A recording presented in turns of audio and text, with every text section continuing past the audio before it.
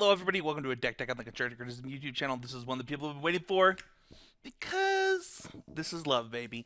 Today we're talking about blue-eye control, and I have a little bit of a different take on blue-eye control. It's something that I'm excited to talk about. Let's get right into the main deck. We have two Witching Well.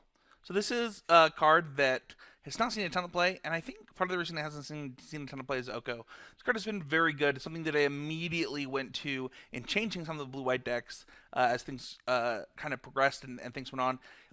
Opt is a great card and something that you could definitely be happy about. But, Narset, which is also in this deck, this card just grabs any non-creature card, right? You reveal the top cards, you look at the top cards and you reveal non-creature. It grabs Witching Well. Woo! That one's going to be hard to say as I start playing with this card more. But I'm super excited about Witching Well. It's been a really good card for me. It really helps you find your land drops, things like that. If we kind of go over the deck really quick, just because we're in Arena, I can do this and make it a little bit harder at it, but it's totally okay. This deck only has 5 creatures. It's got some fairies in the main. In Brazen Borrower, it's got a wizard in the main. But if we look at this deck has a ton of 3-drops. It's got 27 lands total. So it's pretty high on the land count, 27 and 20 instead of 26. But we'll kind of get into that. But, just making sure that you're bottoming, you have this cheap thing that's either bottoming spells when you need lands or bottoming lands when you need spells, but also just gives you pure raw card advantage later in the game when you have time to do it. This deck plays a lot at instant speed, which you'd be a little bit surprised at, considering, you've got things like Prison Realm in the main and, Time Wipe and Mass Manipulation and Ugin and things like that. But overall, I just think that, the deck definitely can play a lot of instant speed, and Witching Well really fits into the deck a lot better than something like Opt does and gets you kind of the things that you need. The power level of the deck is like a lot lower than when you have Teferi, Hero of Dominaria, right? So Witching Well does a good job of kind of adding pure cards for your lack of power. Dovin's Veto's next. We have 2 of those. There's some more of those on the sideboard. This card's really good. It really helps you against some of the decks that, some of the other blue decks that people are trying, or things that people are trying to do to get around this. And it lets you do things against Teferi on the draw. If you play against an opposing Teferi, sometimes that can be really rough. And Dovin's Veto kind of helps with that. Brazen Borrower was another way to break serve. It's also just really good in this deck. I've always been a fan of the Into the Royal effects, and this Into the Royal happens to have a 3/1 body attached to it that you can split the mana up. So it's pretty powerful, something that I really enjoyed in this deck, and it really does, pressure opposing planeswalkers, get the beats on, things like that. There's definitely been games where I just won with Brazen Borrower beats. So next up we have 3 Prison Realms. Prison Realm is kind of a catch-all for, kind of some of the important stuff. It doesn't hit artifacts and enchantments, which is a little bit rough. Obviously if it was an Oblivion Ring, it would be sweet. The Scry one is still good. We talked about the Scry on Witching Well, and Prison Realm kind of does the same thing. We have 1 Mystical Dispute in the main. This is something that I changed recently. I've played 3, I've played 2. I'm all the way down to 1. It's definitely worth the main deck, but it's not quite as good as when you were 1 mana countering Okos with it. Still definitely worth the main deck inclusion as kind of just another counter spell in the deck, but not up to the point where I'm playing more. I have 2 Narsets. This is more than some people are playing. I think Narset's just one of the best cards in Standard, just overall, on a pure power level perspective. And we all know, if somebody casts something like a Cavalier of Gales when you have a Narset in play, you're just like, yeah, baby! But yeah, I think that Narset is really powerful. You could even consider having more somewhere in your 75. It's that good. The draw is really good against all these people playing Hydro Crisis right now. And then just, its minus is just so powerful, finding you the things that you need, whether it's your win condition at Ugin, whether it's Teferi in the matchups where Teferi is important, whether it's just kind of replacing itself with an Absorb or something like that. It's really good. Next up, we do have Teferi Time Raveler. This card is obviously speaks for itself. It's very good. You board it out quite a bit in matchups where Teferi's not very good, but it bridges you into the rest of your game.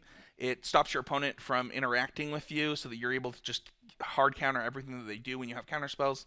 The card is the Teferi that it always was, but it also gives you an option to kind of change your sideboard as you go through. Absorb is next. This is just, I think, better than Dissolve in this spot. You could have maybe a 3/1 split if you didn't want 4 Absorbs and you thought that the Surveil was better.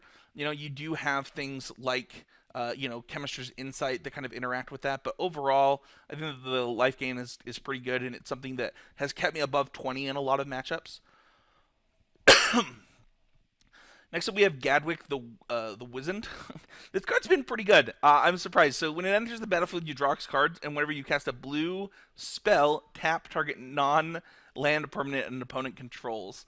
So you have a lot of blue spells in this deck. Also, this is something that, because we put Time Wipe back into this deck, you can actually bounce this back to your hand and get some redraws with it. It's pretty powerful. It's something that, it's the X spell for this deck. You need some kind of really raw card advantage to kind of shut the door, and this does a good job of it while kind of providing a body at the same time. It's fine. Like, when it's good, it's good, and when it's bad, it's really bad. But I think it's just a fine one of inclusion.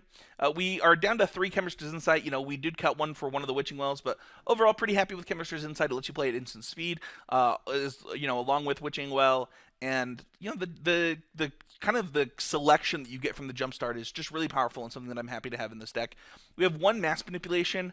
This kind of takes place as maybe some of those board wipes. You might be playing something like 3 Time Wipes or different types of board wipes, and I think this is just another way for you to just win the game and shut the door. You get to steal stuff. You can find it with Narset, so it's pretty powerful. We already talked about the 2 Time Wipes. I was playing 0 sweeper effects in the main for a little while, but I actually thought that this worked really well with both Gadwick and with Brazen Borrower, and also I found that the format's kind of changed a little bit, and Time Wipe, I think, has a little bit more value. So surprise some people, we have 2 Warrant Wardens.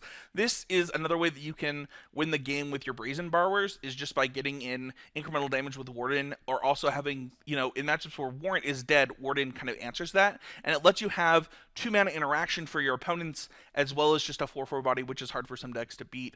Pretty happy with this card so far. It lets you also find additional threats off of your Narset in certain games, if you need to close the game out in a timely manner.